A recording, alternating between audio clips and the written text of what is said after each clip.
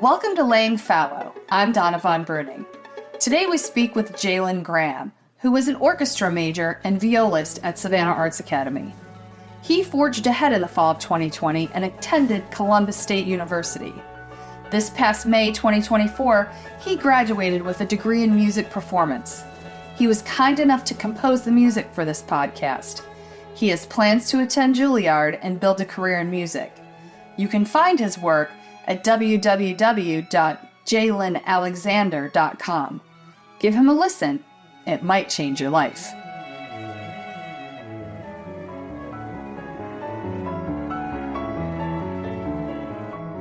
Tell me what you did. You went to where? Columbus State University.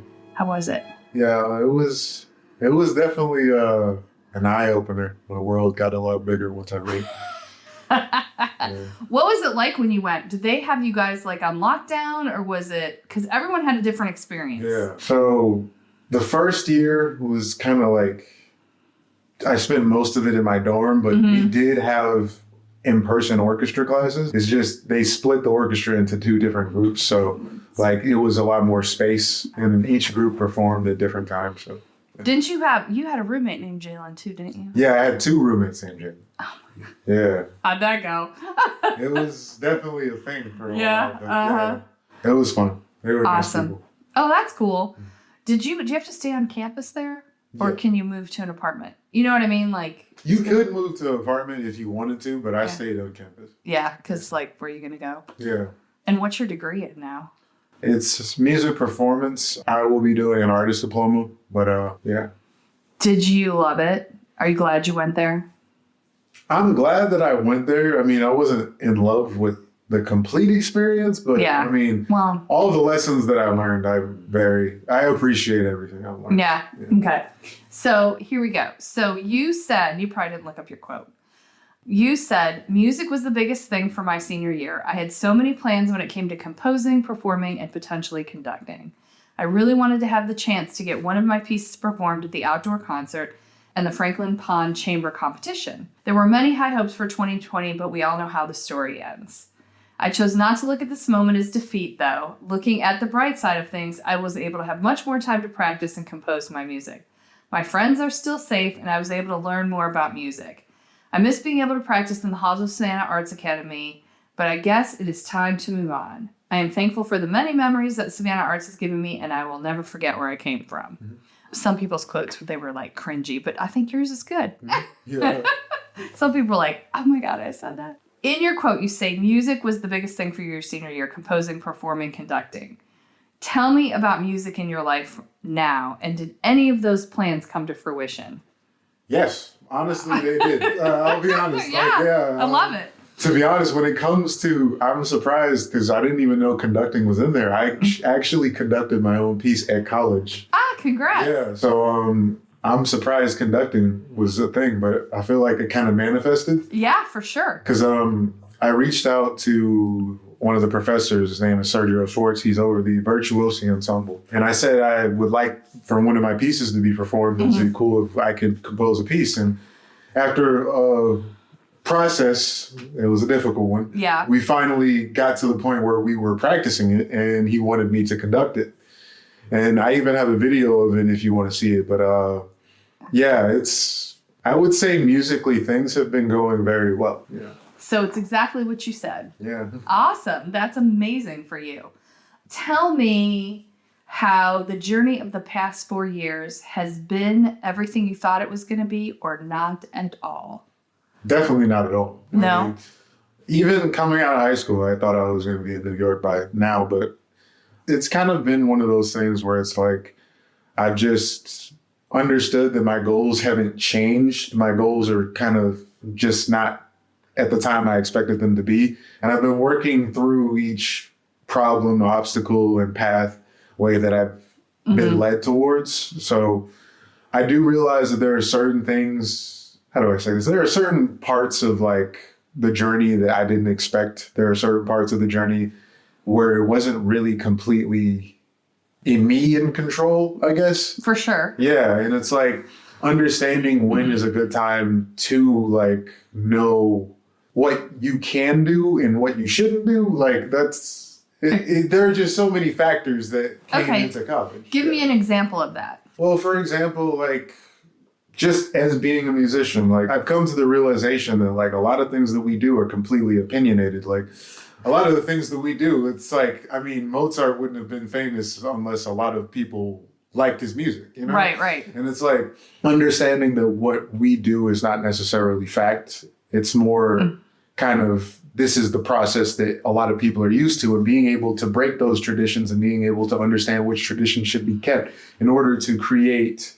or in order to sustain the classical aspect while also being able to venture out into ways to make classical music still relevant. Because I realized that as even COVID being a big thing, it just served as a very big slap in the face to me, is that classical music is not exactly the most popular thing, and the world is getting smaller and smaller. So it's like, what can we do to make it more relevant and to make it more, not necessarily pop culture, but like more in the mainstream. Yeah. You know? And I feel like a big thing about this is mainly because of the fact that we're so busy trying to keep things the same way that it's like, with no change, no diversity, no inclusion, this world is only going to get smaller and smaller and smaller to the point where nobody really wants to do it anymore. And more homogenous. Exactly. Yeah. So classical music is your thing. I didn't know that. I knew in high school, but I didn't know you stayed there. Yeah. So, I mean, I don't identify as a classical musician. Okay. But I do say that classical music is something I do want to keep around. It's the root of most music out there now today. Like when you see certain music, especially when it comes into rap or R&B or even country or even rock, like a lot of them stem from the same traditional practices that are found in classical music. I enjoy the fact that I keep pursuing it, mainly because it allows me to actually get to the source of the whole tree of music, which is what I want to further express and kind of create that creative outlook. It's just, again, going back to the point of what we should and what we shouldn't do. It's like, there are certain things that I shouldn't do, but I do them mainly because of the fact that it's like, there is just more that classical music has to offer, in my opinion, without necessarily destroying the tradition, but also making it something that people can also enjoy and still enjoy today. Because back then, when Mozart and Beethoven were around, that was the popular thing. Everybody wanted to go hear their symphonies and they were Drake operas. and Taylor Swift. Exactly. Yeah. And there's no reason why we can't still be on a similar level. The only reason is we're playing their music 100 years later, and it's like, they didn't do that. You know? Correct. They never did this. It sounds to me like you're trying to find your voice in it. Yes. Like to imprint yourself in this. Of course. Somewhere. Yeah. I love that. Yeah. Because to me, people that don't stretch out and use their genius don't ever attain anything. So when you went to school, when you went to college, was it all about music, or were you looking for a college experience too? Well, I mean, from the start, I really didn't think it was going to be that much of a college experience because of how things were operated the first year. Right. So I felt like, I mean, instead of kind of being disappointed by all the things I couldn't do, I decided to put more of my focus into the things that I want, which is to be a successful musician, to be a successful composer. So I spent a lot of time practicing. I spent a lot of time studying the music. I spent a lot of time trying to get to know different perspectives of music. And as the process of COVID started to dwindle down and down, my artistic vision, my goals started to become clearer and clearer. And I will say that, like, even today, I have never had a more clearer view of what I want my music to be, which is what I'm proud of. But at the same time, I did want to have those experiences that people typically had in college. And some people tried to make that work. And I appreciate their efforts, but I just don't feel like it was really possible, especially in the first 2 years, because of the fact that we couldn't even really get close enough to really talk to each other. I mean, it was better to stay in your dorm and be safe, you know? Yeah.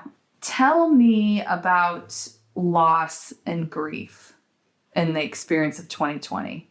Oh. Like, what was your greatest loss and what was your greatest gain?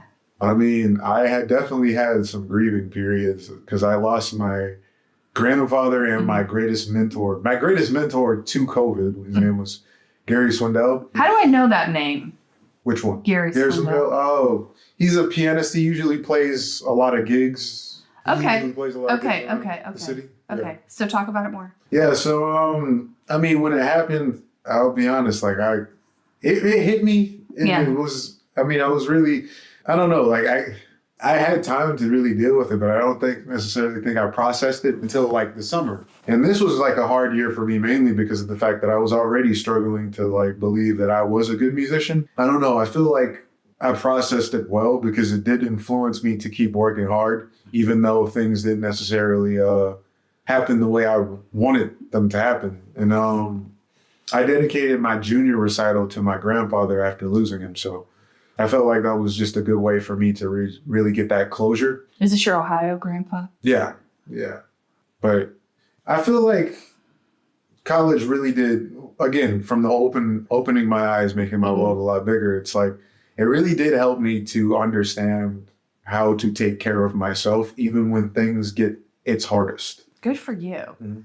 What was your greatest gain through all the loss? My greatest gain was probably my resilience. I feel like I am a very resilient musician. Like, I'm a very resilient student, and like, I am very like strong in my own mentality. I feel like a lot of things that would typically break a student would be like, it's just, if you listen to a couple of the years that I've been through, it's like a normal student just, I mean, I feel like you technically would definitely need like therapy. And I'm not saying I don't. I feel like at the same time, I will have to get to a position where I will start taking therapy regularly. But what I want to say is just like, I mean, when I first came to Columbus, my first roommate like stabbed himself in the bathroom and almost OD'd on antidepressants. Like, that was my first year. Year. And it's like, I didn't even have a roommate my first semester because they took him to a mental institution. So like that on top of the second year, my next roommate was just a complete mess. Like, we even had like a whole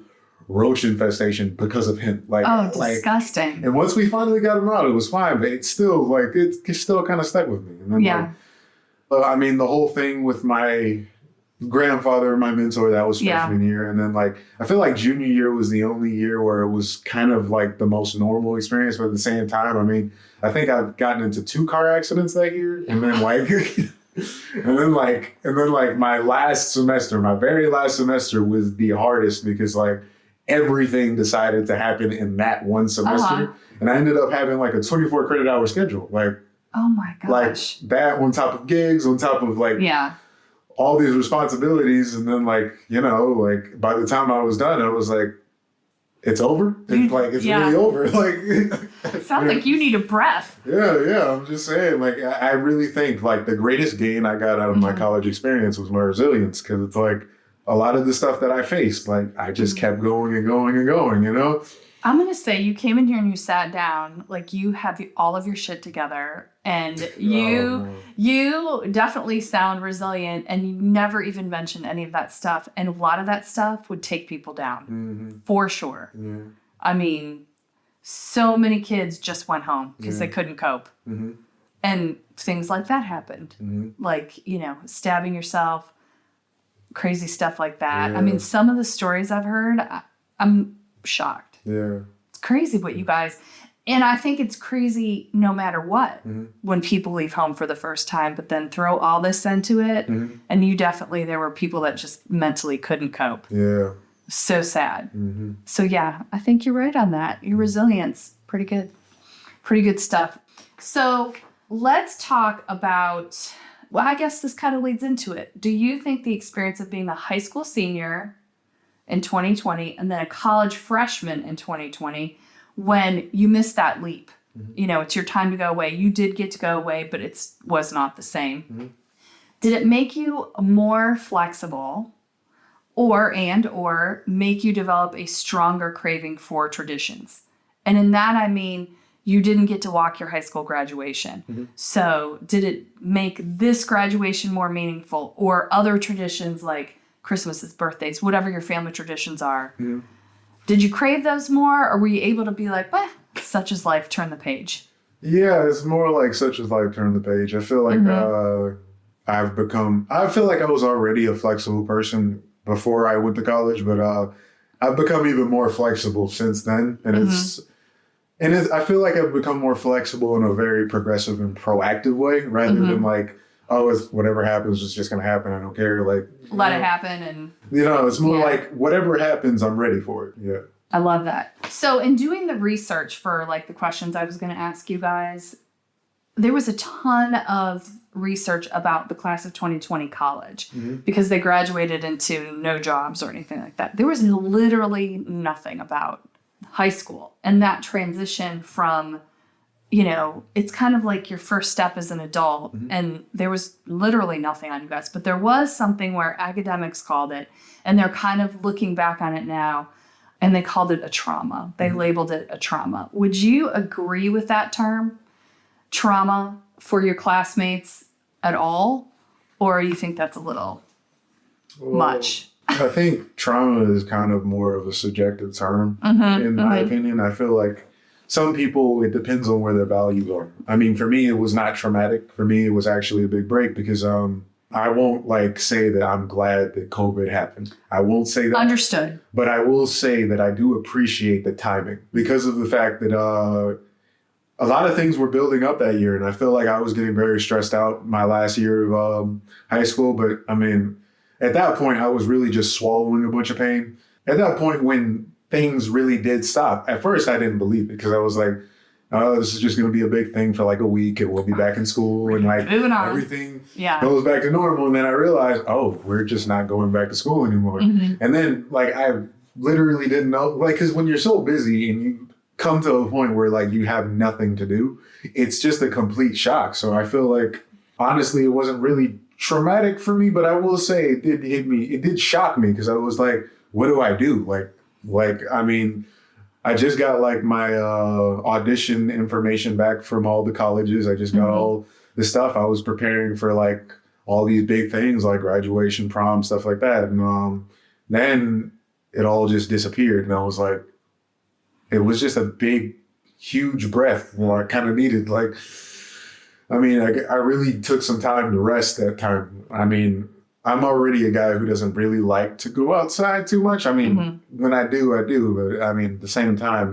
I definitely felt like it was something that was much needed for me to like get over all the stuff that that was probably would have gotten worse if it all happened the way it was supposed to. And you didn't have the pause. Yeah. To reflect and kind of rebuild yourself maybe. Yeah.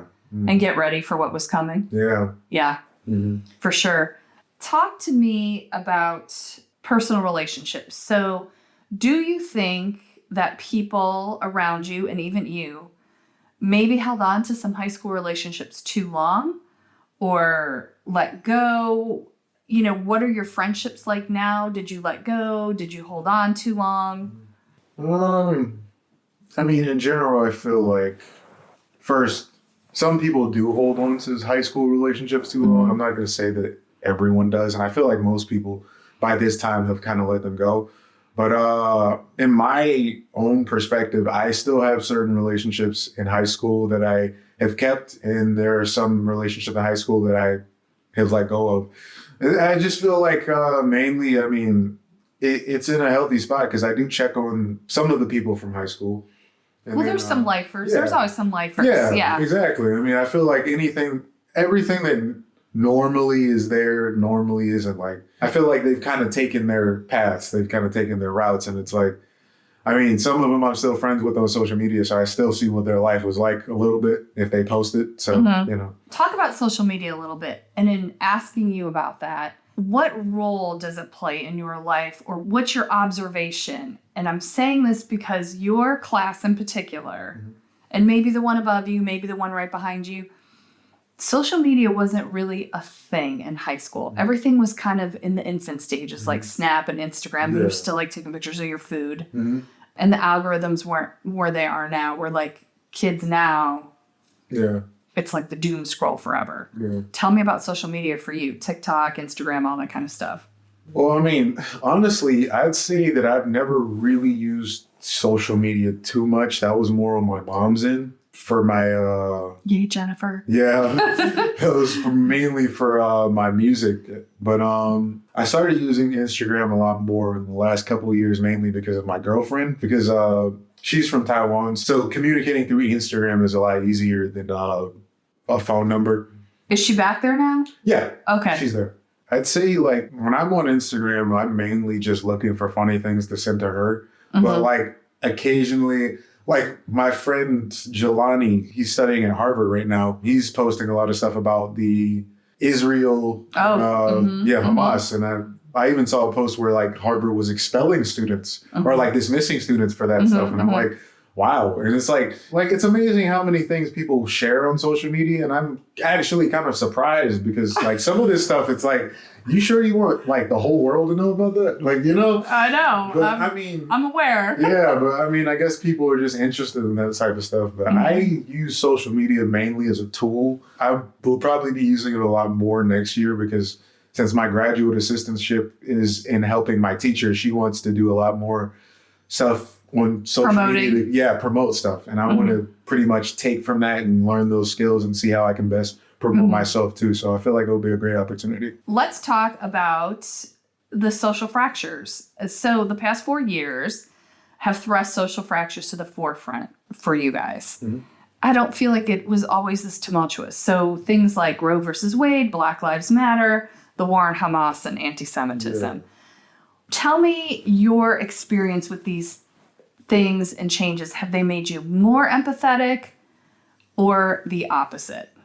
Well, I mean, I feel like since I was a kid, I've kind of already had my views on these and I've stuck strong to those views. I mean, I'm not somebody who really, like, I'm more of a, like, guilty until proven innocent type person. So it's like, I mean, I will think something, but if I am presented evidence or presented some type of information that will be valid enough for me to change my views, then yes, I will consider it and I will actually change my views. But I feel like a lot of the stuff that has happened in terms of like Black Lives Matter and even like the war on Gaza, stuff that happens in the real world now, I mean, I'm aware of it and I try to my best not to necessarily like put people on a pedestal or I do my best not to point fingers because I do realize that a lot of people like to take sides, but the truth is we're all in this together, you know? And the last thing I want is for people to think that they're wrong. I want people to think that like their opinions are understood and that people are raised a certain way, but at the same time, without communication and without an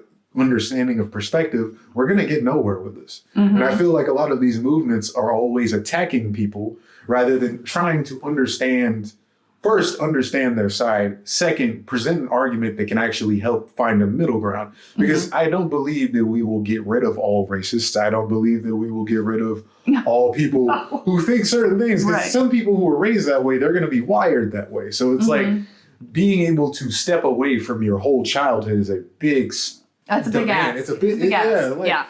So at the end of the day, I'm just trying to make sure nobody tries to kill each other for things that we can just talk about. It's always been that way for me. It's always been try your best to communicate. I definitely feel in these interviews that is your, I hate to use the word generation, but your class, your age range, all feel the same way. Like you, and tell me if I'm putting words in your mouth, you guys are kind of exhausted by, I think everybody is, but you in particular seem exhausted by the far one opinion, far the other opinion, whether it's politics or social issues or whatever. And you all would much rather sit down at a table and be like, hey, we have a goal. How are we going to get there? Yeah. Like, how are we going to create this beautiful life? And that's so hopeful. Yeah. It's really not like talking to all you guys. It's pretty amazing. And even with just because the Hamas thing is so timely because of your graduations, most kids said it didn't affect their graduation, and it was a very small percentage. But like the media has skewed it so bad. Now, probably places like Harvard, keep in mind it's a small school, you know, and it's Ivy, so it's a very different population. Said it didn't affect them, and they're like, what you see on the news is not what we live. And I thought that was kind of interesting. I mean, was it at your school? I would imagine not. No, not at all. I mean, the only place I've actually like seen it in person is when I went to go audition for Eastman, the Eastman School of Music. And I was walking to my audition and I saw like a protest outside as I was walking to school. So I was like, I always thought protests are pretty cool because it's a practice of freedom of speech, and it's also being able to like voice your opinion in a way to where you can bring people together and really say a message. And I admire that type of stuff. In my school, I don't think I've heard a single word about that. I feel like it's more towards Black Lives Matter because one group that did start to become a little bit more abundant was the Black Schwab Society, which was to support more Black musicians and more Black music in the realm of classical music. So, oh, that's a cool goal. That's a great goal. Yeah. Yeah. Interesting, isn't it? Mm-hmm. How the population around you. Have you ever been to Washington, D.C.? Yeah. And have you ever gone around the White House and seen all the protests? I mean, there's people protesting every day. Yeah, when I went to Washington, D.C., it was when we went in Savannah Arts for the Kennedy Center. Yeah, okay. That's the only time I went. So this was before the whole protests about the current events. I don't think I've seen a protest yet because we went to a lot of touristy areries. Right, so you didn't see. We did see the White House, but we weren't like close enough to be up there and see like. Oh, there's people. I mean, just random. There's little protests every day, and big ones, but little ones like people mad about the use of oil. People mad about just any random thing. Yeah. So pretty interesting stuff. And we are almost done, but I want to ask you. There's a phenomenon called the quarter century crisis. Do you know what that is? No, I don't. Okay, so it is when you've heard of midlife crisis, right? Okay, it's for 25-year-olds. It's the same thing. So it's a period of like uncertainty, disillusionment, questioning. Like you do all these things, right? You go to a good school, you go to a good college, you do all the things you're supposed to do, and then you wake up when you're 25 and you were sold this like, oh, my life's going to come together, and it's not. Do you think that because of what you guys went through, having the kind of collegiate story dream or that leap into adulthood ripped away, that is something you think your class will experience, or do you think you already have? That all depends on who made goals, who had values, and and what they did towards like reaching those goals. Because I mean, a lot of people my age in high school, when I was in high school, like they said they want to do this, they said they want to do that. And I've only seen like maybe 3 or 4 people actually put in the work. So it's like, I don't know what everyone is doing. I don't know exactly what's going on in their mind process or what's happening. But I do know that these crises are a result of too much reliance on the food that's being fed to you. Because at the end of the day, I mean, we do live in a country where they will try to steer you in a certain direction to make you less dangerous. And it's like, I can even see it in my college. Some of the teachers are kind of scared of me because they know that I can see through the certain things that they teach me. Like they know that like I have the persistence, I have the strength, the mental strength, and like I don't know the exact word to say, but like I have the qualities of someone who knows how to take his life in his own direction. And it's like understanding that your decisions are completely your own and being able to take that responsibility in a way to where it doesn't screw up your life, but also helps not only yourself, but other people. It's very important. And I don't think they teach that in schools, especially to kids who don't necessarily know exactly what they want to do with their lives. So it's like these crises, they could come at any point. I mean, I feel like the quarter life crisis is mainly because of the fact that there was such a big disruption in the traditional upbringing of students that I feel like it would probably be a valid theory.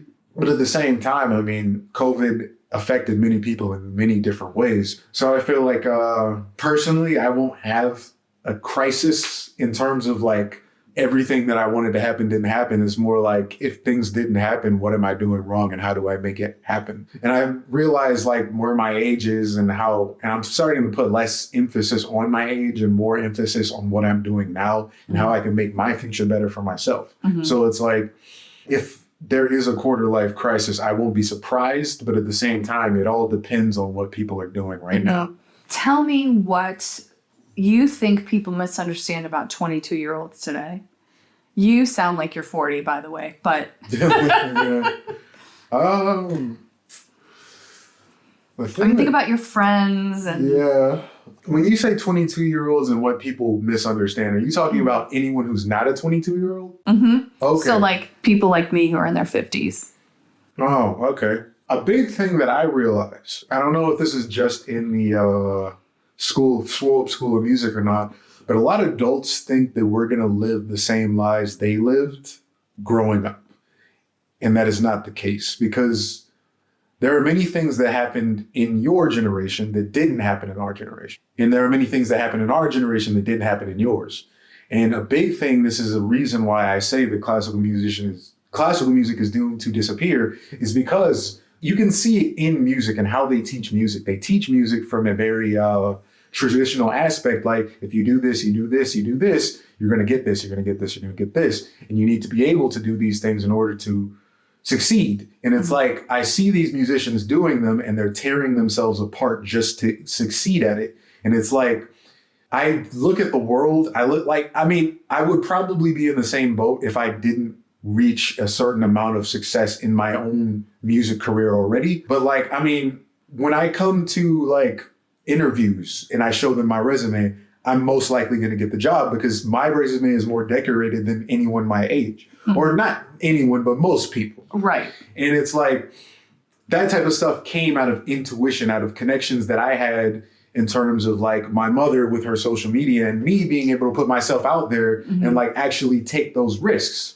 Mm-hmm. And it's like those risks are the reason why we make it so far. But like when I have a casual, like the average conversation with my teacher, my viola professor, it sounds like she's trying to do what's safe. And it's like doing what's safe is not always going to work. I mean, I was starting to realize that a lot of people who do end up successful in our field, and maybe other fields as well, is that they took the risks, they did the things that they didn't necessarily, that the people above them told them it wasn't really right, or it's a risk. And not being able to encourage students to take risks, not being able to encourage people like us to take risks, and always trying to like get us to do what's been done before, it's not necessarily gonna work out for all of us because of the misunderstanding. Like, I feel like the big misunderstanding of 22-year-olds is mainly the fact that we're living our life, like our own life. Before doesn't exist anymore. Yeah, like, I mean, things have changed. People are doing different things. Like the things that we like have changed too. Like,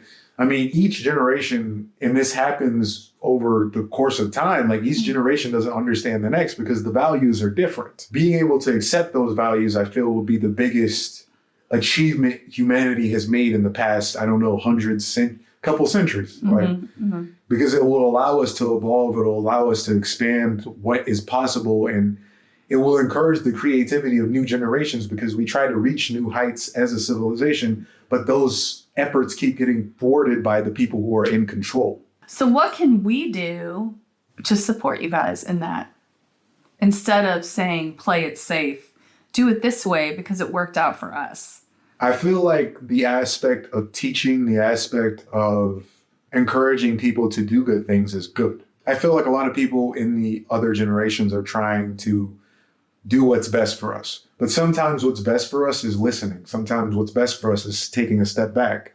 And sometimes what's best for us is to let us fail, like let us fall, let us get hurt. I feel like a lot of people are so busy trying to create this sheltered zone because they're confusing a cage for making life easier. Mm-hmm. But the truth is, it's not really making it easier. It's making it more unknown. And I feel like a lot of colleagues that I've worked with in the recent years are so busy trying to be comfortable rather than actually taking those risks and doing what needs to be done in order to create that life that you want. Because in order to be comfortable, sometimes you have to be willing to be very uncomfortable. And it's like, I don't know, I feel like I've worked with a lot of students, a lot of teachers who just want to be comfortable, and that's fine. But at the same time, don't blame your misery on other people when you did have a choice, you know? Mm-hmm. So again, back to the question of how to make this easier, how to help us. The way to help us is to adapt to us. And I know that's a big ask, but at the same time, it really is rewarding. And some people are misguided, but at the same time, they can be guided in better directions with the right approaches. Makes perfect sense. Tell me what's next for you. Well, I mean, you just got home, your stuff's in your mom's attic. Yeah. Now what? I mean, right now I'm just trying to get rest where I can. I'm trying to work some hours at Chick-fil-A so that I can get some money to pay off this price that I have to pay for the music festival in June. And then tell me about this music festival. so I'm going to the Mostly Modern Music Festival. This is in Saratoga Springs, New York. Okay. And we'll be playing multiple concerts. I'm not necessarily sure how many concerts I'll be playing, but it's mostly comprised of music that has been created closer to our time. So I know that I'll be playing something by Stravinsky and Schoenberg. And I will also be playing a lot of compositions from students that are at the festival as well. How long is this festival? It'll be 3 weeks. So I go in June 3rd, and then I'll be back on June 22nd. Nice break from our heat. Yeah. Well, I mean, I don't know. I feel like it'll probably be around the same. It might be. Yeah. It might be. Yeah. It's a little bit more breezy there. Yeah. When I've worked there. And then what after this festival? After that, I go back to, I'm auditioning for a music director job at a church, but I'll be doing my artist diploma at Columbus State. And I'm using that year to kind of learn how to better be an adult before I jump into more loans to get my master's and stuff. Because, I mean, I got a good offer from Eastman. And Where is Eastman? The Eastman School of Music is in Rochester. I thought it was in Rochester. Yeah. Because I thought Eastman Kodak. Yeah. Pictures. Yeah. I'll be doing my master's. I don't know if it's after a year or 2 years of doing my diploma. It's a 2-year artist diploma, so I'll have a choice to either stay. But pretty much it's an opportunity for where they're paying me to grow. And it's like... Oh, okay, great. Yeah, so like, I mean, honestly, it was either that or jumping into a bunch of loans, going into a city I don't necessarily know very well. I mean, I could see myself thriving in either situation, but it seems like a smarter decision to like take this course and like really figure out what I want, how I want to tackle this giant goal that I have, you know? What's the giant goal? Well, I mean, tell me what you're going to do with your one big life.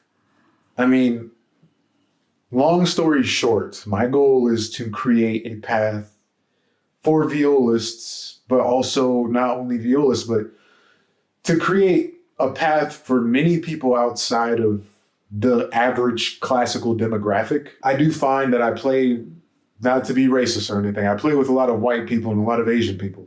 And it's like... well, those are the facts. I mean, that's not racist. Those are the facts.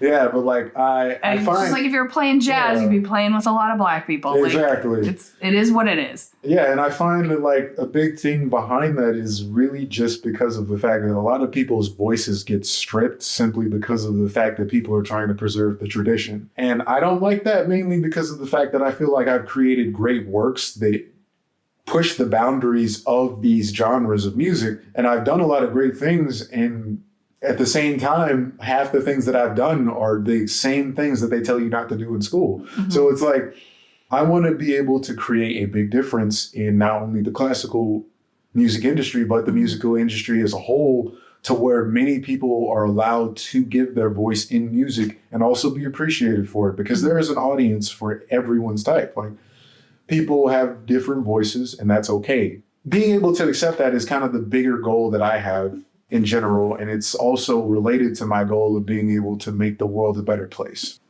You mentioned New York. How does that fall into your world? I feel like it gives me a platform that I need. Obviously, it's a very competitive place to be, but I feel like I'm a very competitive person, and being able to strategically take the positions that I want. I feel like that's kind of something I've been leaning in towards in the recent years. And I mean, I've treated this pursuit like a game of chess. I mean, honestly, I'm doing my best not to lose too many pieces and, win the game, And I feel like, honestly, I'm someone who kind of needs to win, because at the end of the day, when I win, a lot of people are going to win as well. I love all this. Is there anything I didn't ask you or touch upon that you wanted to talk about? I don't think so. No? You good? Yeah. Where can people find your music now? Are you still at your website that I listed? What was it? Jalin Alexander? Yeah, JalinAlexander.com. It has not been updated, and I'm actually making a newer website. I haven't finished it. But the name will be JAV Music. It's capital J, capital E, capital B, music.com. I mean, odoo.com. So ODOO. You can send it to me. Yeah. And then, I mean, my Instagram page is also a good place to go to. And eventually I will get closer to selling my music once I clean it up a little bit better. Because one thing I did learn in college is that my formatting is bad. But I didn't know that. I didn't know that was such a big deal these days. So like, you know, so like, honestly, I mean, it's more just, again, like I said, taking time to grow up and like really organize things so that it's easier for people to understand. But that's where most of my music will be. I love it. I'm so happy for you. Thank you. Thanks for listening to Laying Fallow. Be sure to listen to the rest of the episodes, and to learn more and see the portraits from both 2020 and 2024, head over to my website, www.donnavonbruning.com, or to my Instagram, @DonnaVonBruning.